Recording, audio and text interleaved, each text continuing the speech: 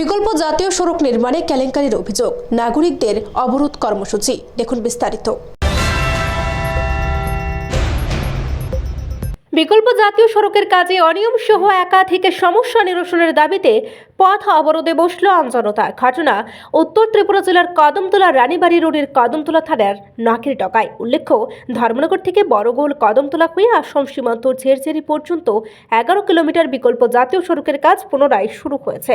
জানা গেছে, এই বিকল্প জাতীয় সড়কের কাজটির বরাদ্দ পেয়েছে বহিরাজ্যের ইয়োগা কনস্ট্রাকশন কোম্পানি। তারা রাস্তা তৈরি করতে গিয়ে প্রতিদিন 16 চাকা 18 চাকা ডাম্পার গাড়ি দিয়ে ওভারলোড মাটি বহন করছে। তাতে একদিকে যেমন ধুলোবালির যন্ত্রণায় অতিষ্ঠ পথচারী সহ রাস্তার পাশে থাকা বসতবাড়ি, অন্যদিকে ভারী গাড়ি চলাচলের ফলে রাস্তা ভেঙে বড় বড় গর্তে পরিণত হচ্ছে। কদমতলা থেকে রানীবাড়ির সড়কটির উপর বিভিন্ন জায়গায় গর্তে মাটি পড়ে কাদায় পরিপূর্ণ হয়ে যাচ্ছে, যার ফলে প্রতিদিন ছোট বড় যান দুর্ঘটনা সংঘটিত হচ্ছে বলে অভিযোগ অবরোধকারীদের। মূলত এরই প্রতিবাদ জানিয়ে এদিন সকাল থেকে রাস্তা অবরোধে সামিল হন স্থানীয় জনতা, দোকান ব্যবসায়ী ও গাড়ির চালকরা। তারা কদমতলা রানীরবাড়ি রোডের কদমতলা থানার সামনে রাস্তায় বাঁশ ফেলে অবরোধে বসেন, যার ফলে সড়কের উভয় পাশে শতাধিক ছোট বড় গাড়ি আটকা পড়ে চরম দুর্ভোগ দেখা দেয়।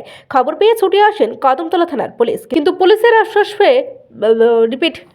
পুলিশের আশ্বাসে পথ অবরোধ প্রত্যাহার হয়নি। পরে পথ অবরোধের প্রায় 2.5 ঘন্টার পর খবর পেয়ে ঘটনাস্থলে ছুটে আসেন নির্মাণ সংস্থার সাইট ইঞ্জিনিয়ার রামচন্দ্র প্রসাদ। তিনি এসে অবরোধকারীদের রাস্তা সরাইয়ের প্রতিশ্রুতি দিলে প্রায় 2.5 ঘন্টার পর সকাল 11:30টায় পথ অবরোধ প্রত্যাহার করা হয়। পরে স্বাভাবিক হয় যান চলাচল। সমাধান চাই, এটা যাতে সুন্দর করিয়া মেরামত করিয়া দেওয়া হয়, মানুষ চলাচল হয় করার সুবিধা থাকে, গাড়ি চলতে পারে।